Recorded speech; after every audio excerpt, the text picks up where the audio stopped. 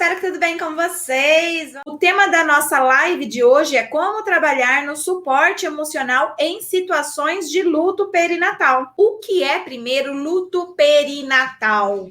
O que é luto perinatal? Quando a gente fala a palavra luto, o que é a primeira coisa que aparece na sua cabeça? Provavelmente a resposta é morte, tá? Então, quando a gente fala em luto, provavelmente a primeira coisa que passa pela nossa cabeça é morte. Então, uma das coisas que eu preciso deixar claro aqui para vocês é que luto perinatal não se trata só de morte, mas também de morte, tá? Perinatal, o que é a palavra perinatal? Peri significa o entorno, natal significa nascimento. Perinatal, então, é o entorno do nascimento, tá? Então, aí é uma morte, né? Quando a gente pensa em luto, provavelmente a gente está pensando numa morte que acontece durante a gestação, ou durante o parto, ou no pós-parto, tá? Então, aí a gente tem essa situação de morte perinatal. Mas, antes de eu falar sobre a morte em si, sim, eu vou falar sobre morte nessa live de hoje. Mas antes de eu entrar na morte em si, eu gostaria de abrir um pouquinho, expandir um pouco mais a consciência de vocês para luto perinatal, tá?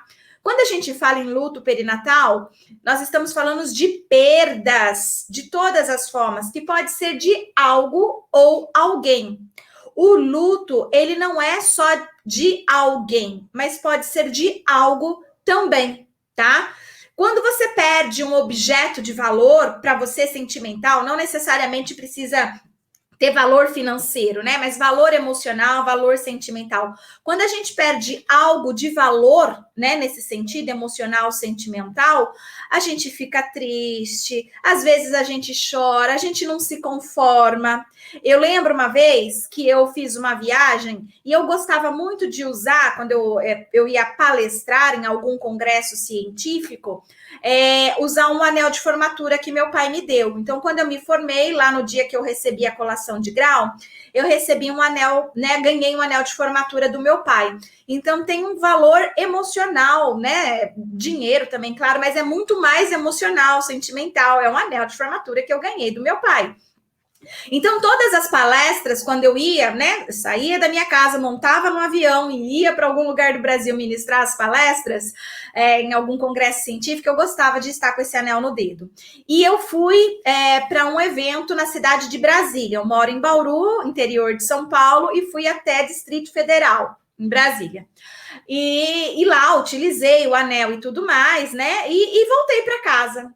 Quando eu voltei para casa, não encontrava mais esse anel. E eu liguei no hotel e eles falaram que não encontraram, e eu fiquei chateada. Foi uma situação bem chateada. Fiquei bem chateada mesmo, porque eu tinha perdido aquele anel. Eu poderia comprar outro? Poderia, mas não, aquele eu ganhei do meu pai, percebe?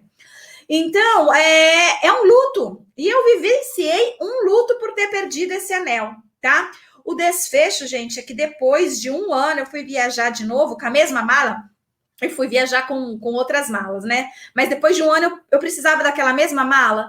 Inacreditavelmente o anel estava dentro da mala, gente. Olha, abafa o caso, tá? Só para vocês saberem o final da história, o anel existe. Eu achei o anel depois de mais de um ano. Enfim, então luto é quando a gente perde algo ou alguém.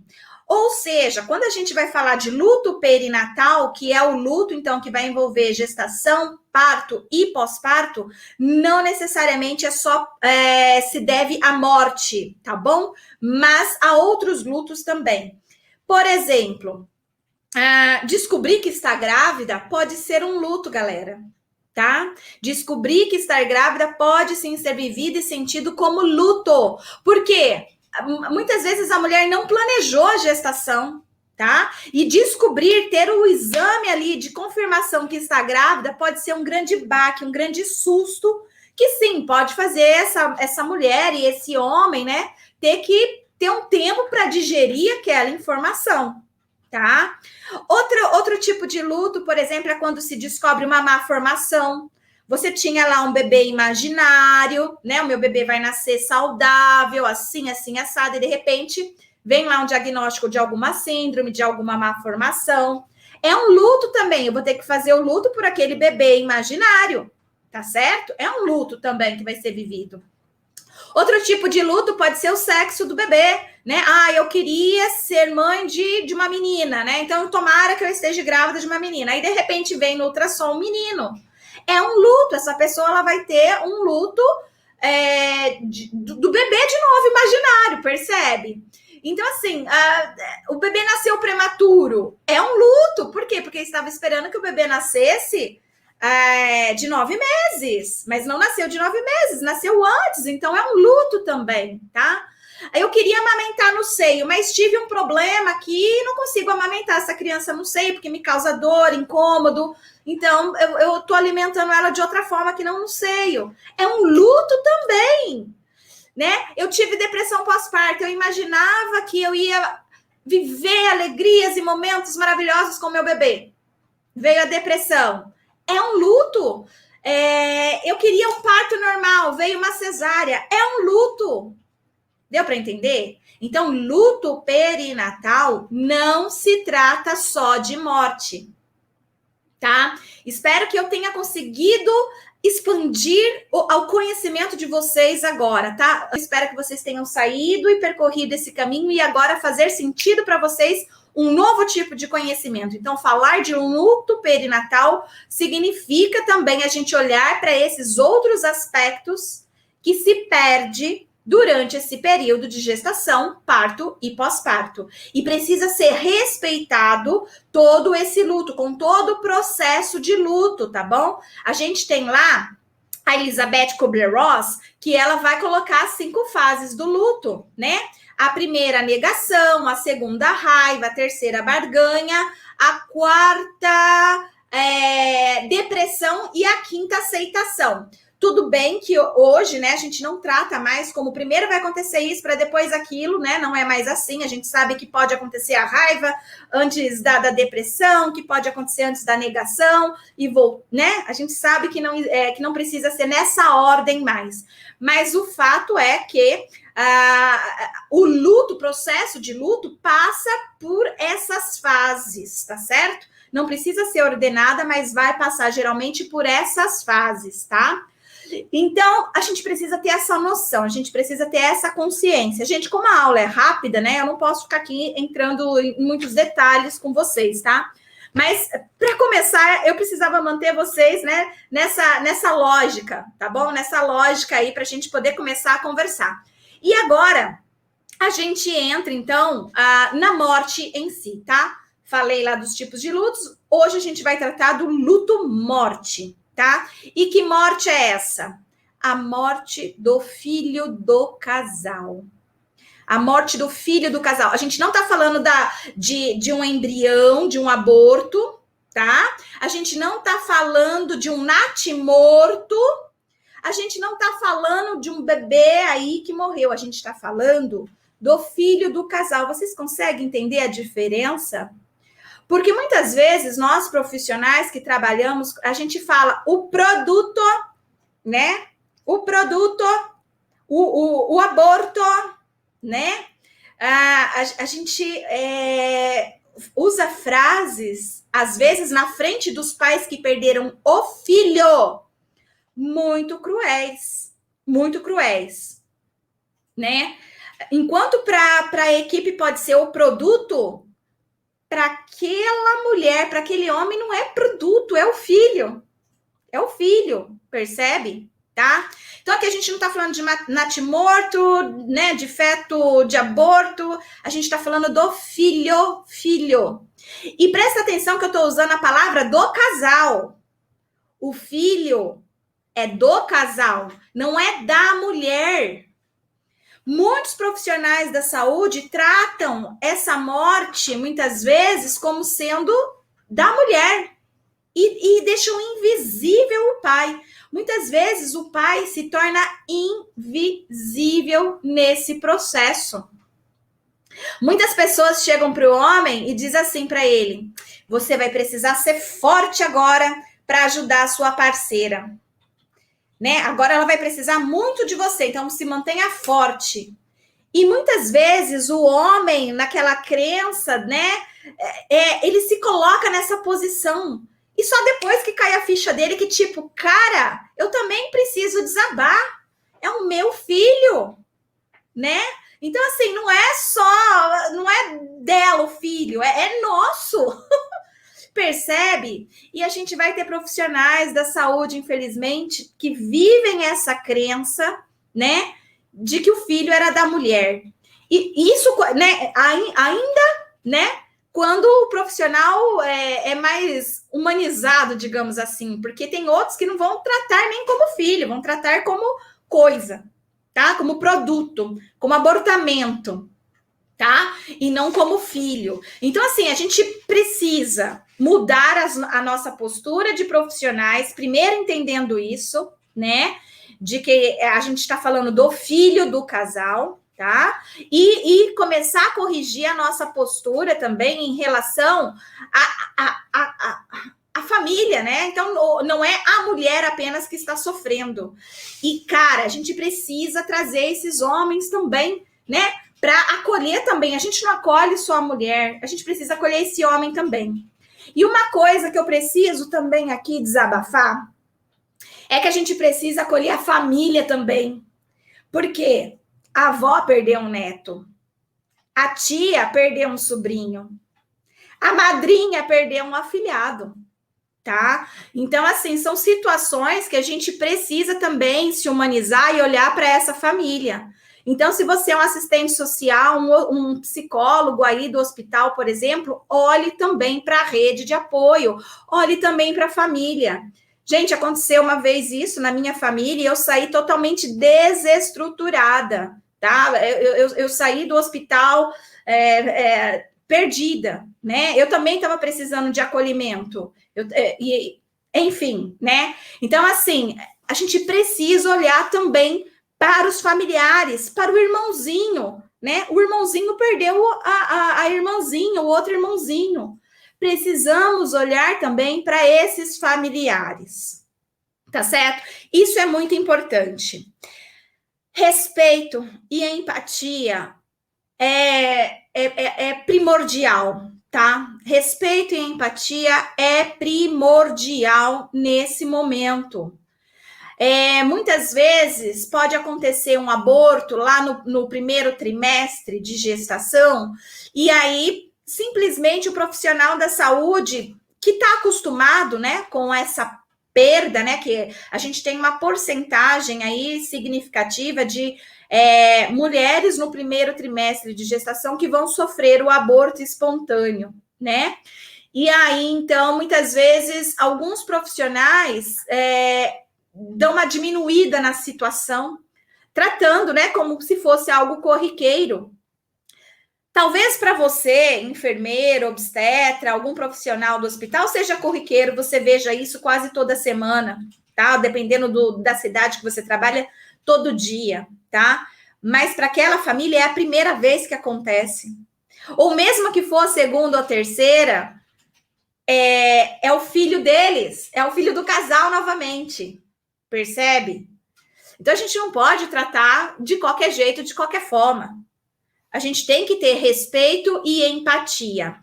E outra, não existe palavrinha mágica para tirar a pessoa do sofrimento. Não existe. Às vezes, algumas pessoas vêm me procurar esperando que eu leve para ela, né, uma palavra mágica que vai fazer a pessoa sair do sofrimento. Gente, a tristeza é uma emoção universal, como a gente viu em lives na semana passada que eu fiz aqui para vocês.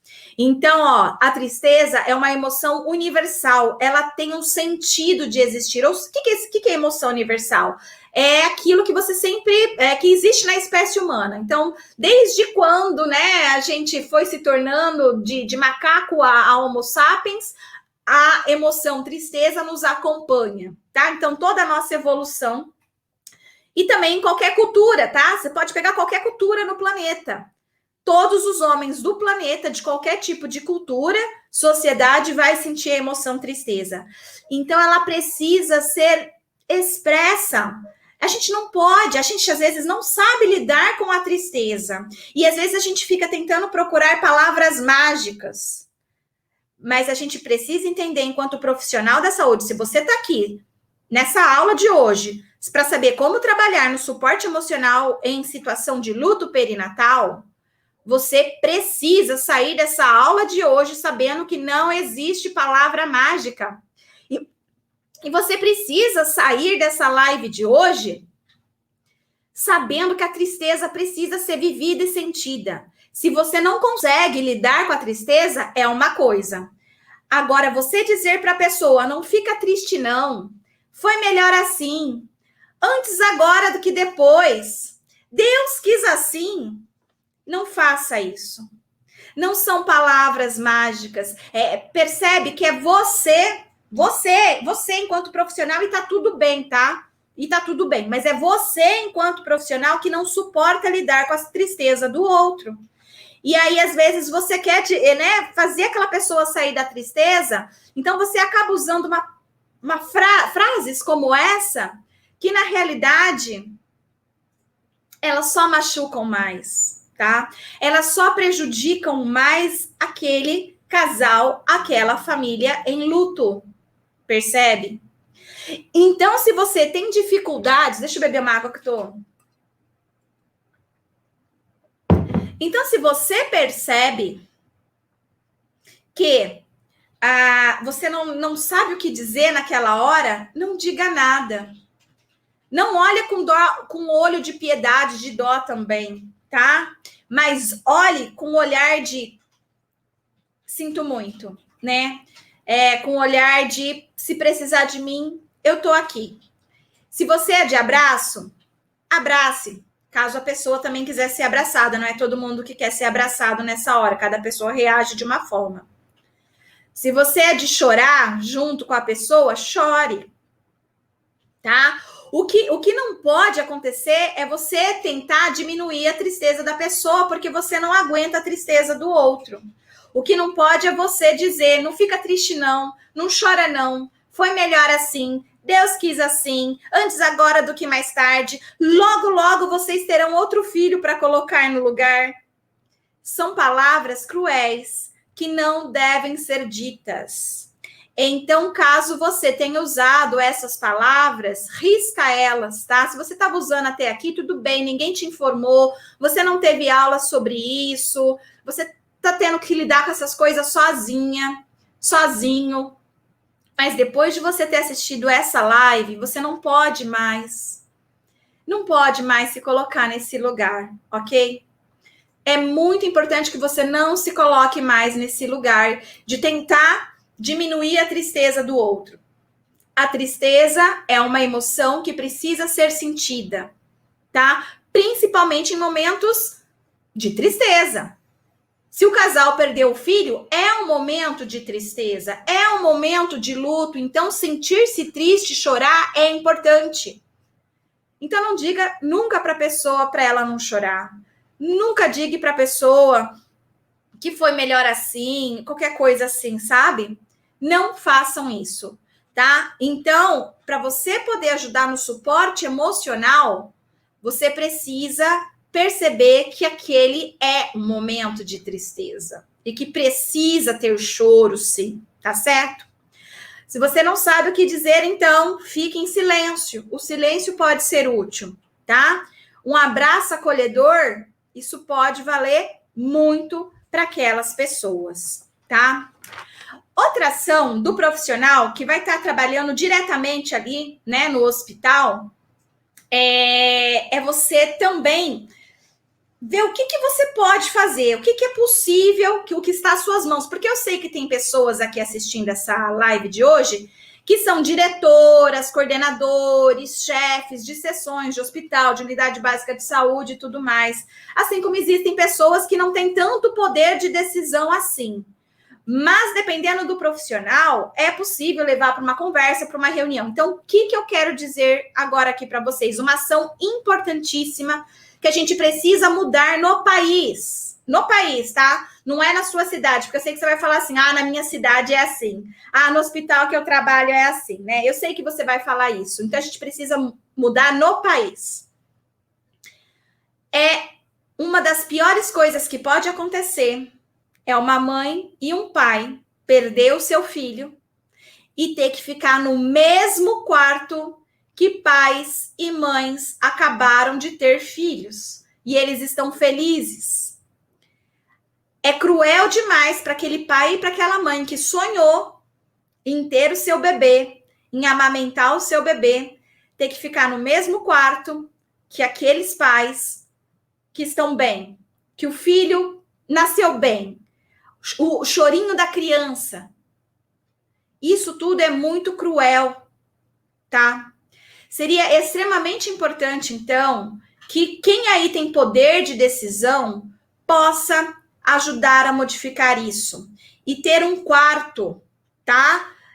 Nesse pós-parto aí, né? Um quarto nessa obstetrícia aí, separado, tá? Separado, para que esse casal não tenha que passar por essa situação, tá? Essa situação de ter que ver a mulher recebendo visitas, é claro que depois que acabar a pandemia, né? Mas antes era assim, recebendo visitas, balões, flores, sabe? Escutar o choro do bebê e etc, tá? Então, se a gente conseguir, tá? Fazer isso ser diferente, já é um avanço. Já é algo importante. Até para aquele casal que tá com o filho ali, ele fica desconfortável quando ele descobre que o casal do lado perdeu o filho. Até ele fica sem poder curtir direito, ele fica com vergonha de poder mostrar que tá feliz, porque muitas vezes ele é empático. Existem casais empáticos, pessoas empáticas no mundo, graças a Deus, né? E às vezes eles ficam empáticos com o casal ao lado, né? Então fica uma situação, né, não legal, e que os lugares de saúde precisam estar preparados para isso, tá? Eu sei que existem lugares que é muito difícil de implementar isso, que não depende só de você, que depende de outras burocracias, mas o fato é que se a gente não começar essa mudança, né, quanto mais a gente deixar para frente, mais demorado vai ser. E a gente já esperou muito tempo, sabe? Décadas a gente já está esperando. Então, esse é o momento. Então, a gente precisa começar. É a passos lentos, é a passos de formiga, mas o que dá para ser feito para ter uma certa mudança? Vamos fazer, ok? Certo? Então, que é difícil, aqui não é assim, não seja desculpa para a gente se acomodar e não pensar em uma solução para isso. Bom, não dá para fazer isso esse ano, mas dá para fazer ano que vem, se a gente começar a mexer em pequenas coisas, oferecendo pequenos treinamentos? Sim, é possível. Então tá, não dá para fazer agora, mas dá para fazer ano que vem, e a gente já precisa de tais ações, de tais estratégias para que esse ano a gente possa colocar em prática e mudar isso para o ano que vem. Percebe? Tá? Que não seja desculpa isso, então. Quando acontece a morte do bebê, né, do filho desse casal, já mais próximo ao parto, tá? Quando é chamado de natimorto, porque é um nascimento prematuro, então muitas vezes até de parto normal, né? Que acaba tendo que ser induzido esse parto normal, com o bebê morto e tudo mais, né? E essa criança, então, ela nasce morta, tá? Então, nesses casos, a gente também pode tomar algumas ações, tá? Enquanto profissionais, nessa maternidade, nesse hospital, nessa ala, tá? Como, por exemplo, alguns hospitais pegam um bebê morto, embrulhado já, como se fosse naquele saco plástico, né, de lixo, né? Alguma coisa assim, e entrega para os pais, ou mostra para os pais, alguma coisa assim. Isso é muito desumano, tá? É muito desumano. Os pais já têm aquele baque do filho morto e ainda vê o filho morto sendo entregue num saco plástico, que se assemelha, né, muito na cabeça deles ao saco plástico de lixo. É como se o filho fosse, né, tipo, lixo, percebe? Gente, isso é cruel demais, tá? E isso pode promover adoecimento mental sério no pós-parto. E a gente poderia evitar isso com pequenas ações. Pequenas ações a gente consegue, como, por exemplo, estar colocando roupa de bebê nesse bebê. Colocar fraldinha, colocar toquinha, colocar roupinha de bebê. E permitir que esses pais possam ver o seu bebê morto, mas como um bebê, como filho deles, que inclusive tem nome, muitas vezes até vai ter, né, registro com nome tudo, e velório, e enterro, e tudo mais, tá? Então, se isso for possível, peça, olha, pede para alguém trazer a roupinha aqui, porque a gente vai esperar acontecer o parto normal, né, e tudo mais, e a gente quer colocar uma roupinha de bebê, pede para alguém trazer a roupinha. E existem hospitais que talvez as pessoas não tenham a roupinha, não consigam trazer, qualquer coisa assim, então é importante que o hospital também tenha essa roupinha, tá? De doação, sei lá do que, mas para ter essa roupinha também para apresentar esse bebê para esses pais. Permitir que esses pais possam ficar com esse bebê deles morto o tempo que eles quiserem, tá? Então, às vezes a gente fala assim, né, quer ver? Leva lá rapidinho e é no tempo do hospital. Uma das formas importantes é que não seja isso, que não aconteça no tempo do hospital, mas que aconteça no tempo dos pais. Se eles precisarem ficar 15 minutos, se eles precisarem ficar 30 minutos, se eles precisarem ficar 1 hora, tá certo? Com esse bebê, para se despedir desse bebê. Então, a gente precisa estar também planejado para que a gente possa ter esse tipo de ação. Vai trazer um certo transtorno para o hospital, vai desorganizar, né, algumas coisas que já estavam ordenadas, sim, mas a gente vai conseguir promover saúde para esse casal, a gente vai conseguir fazer com que eles tenham um luto mais elaborado, que esse luto não vire uma depressão, uma doença depois, que esse casal tenha que voltar, ou então problemas que podem trazer para o novo filho, né? Porque é uma nova gestação, aquelas lembranças podem ficar, e aí traz uma série de transtornos durante a próxima gestação, ou até mesmo para a saúde mental da criança que vai nascer viva, né? O irmãozinho depois, percebe? Então, a gente precisa cuidar disso também, a gente precisa se humanizar nesse sentido também, tá? Então, permitir que os pais possam ficar com o seu filho morto o tempo que for necessário.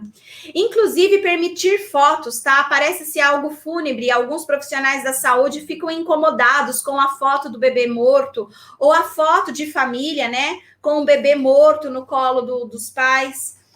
Isso tem sido realizado em várias partes do planeta e no Brasil também há pouco tempo começou a ser uma prática e que é uma prática que tem sido positiva. Então, essa imagem fúnebre, né, que alguns profissionais podem ter, na realidade, é uma ação que pode ser muito positiva para a elaboração do luto daquele casal.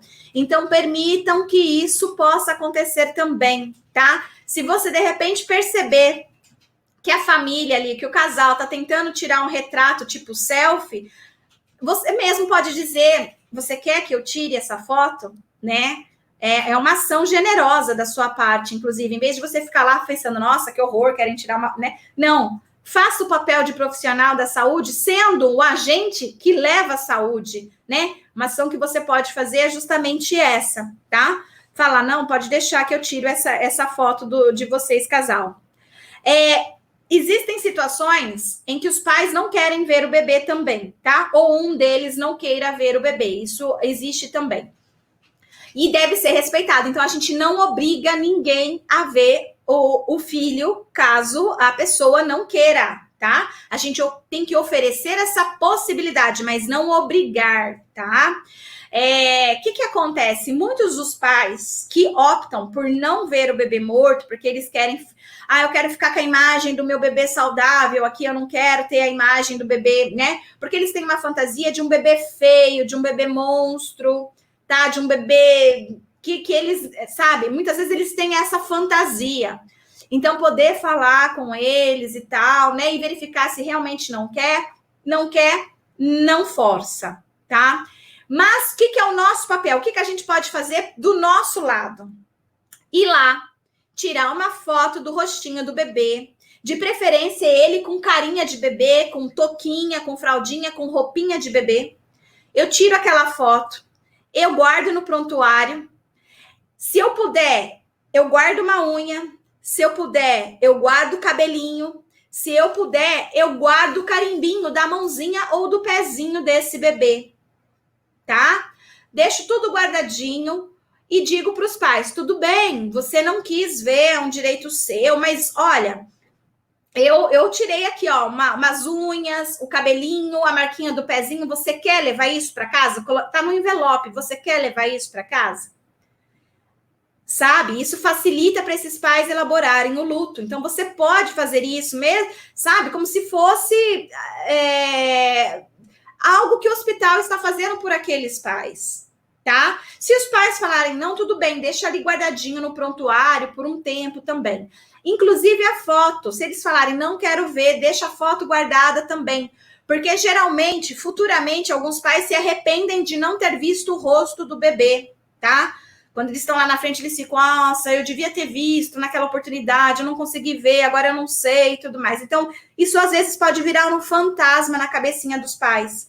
Por isso, se você disser para eles, olha, tudo bem, eu respeito, eu tirei foto, tá aqui. Se lá na frente você quiser, você pode voltar aqui, tá? Por até 2 anos nós vamos guardar esse material, tá? Passado de 2 anos nós vamos descartar.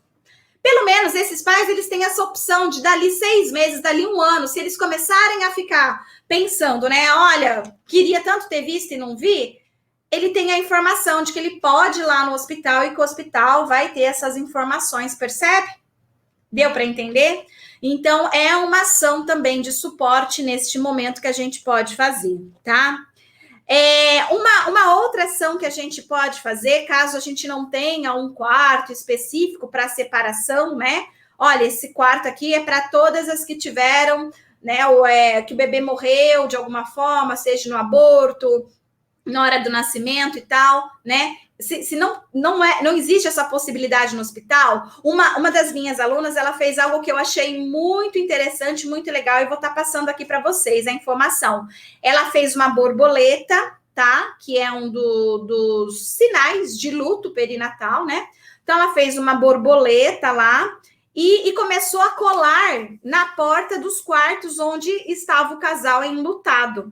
Porque era um quarto ali que, né, muitas pessoas entra a faxineira, entra o pessoal da comida, e são pessoas que muitas vezes não sabem, né, que ali é um casal em luto. Às vezes eles perguntam, cadê o bebê? Quer que eu traga o bebê? O bebê tá tá no berçário, quer que eu traga? Às vezes, sabe, sei lá, às vezes só faz a pergunta ali, uai, por que o bebê não tá aqui? Sabe, alguma coisa assim. Então, se você colocar esse sinal, por exemplo, ajuda aos funcionários que não estão informados, quando eles se debaterem com aquela imagem, já sei, então aqui tem um casal enlutado, aqui eu não vou dar gafe, eu não vou perguntar coisa que eu não deveria perguntar, tá certo? Então, isso ajuda também, tá?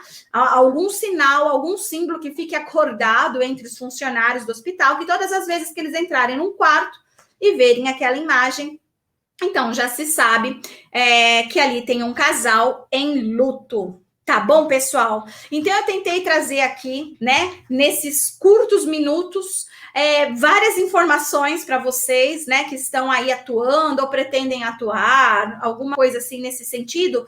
Então, a como trabalhar no suporte emocional em situações de luto perinatal, tá?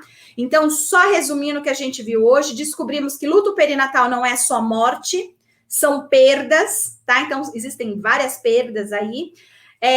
A gente precisa tratar com respeito, não existe palavrinha mágica que vai tirar a pessoa do sofrimento e da dor, inclusive a pessoa, ela precisa sentir tristeza e dor, a gente não pode simplesmente dizer, não, pare de chorar, daqui a pouco, né? Não, a gente tem que aguentar a tristeza do outro, e se a gente não aguenta, se a gente não suporta, boquinha caladinha, não fala nada para não sair aquelas palavras clichês de desastres, né? Foi melhor assim, antes agora do que mais tarde, logo vocês têm outro no lugar, não fica triste não chora não, são palavras que não devem ser ditas, tá bom? Então, espero aí que as informações tenham sido úteis para vocês. Então, é isso aí, pessoal. Beijo no coração de todo mundo, até a próxima, tchau, tchau.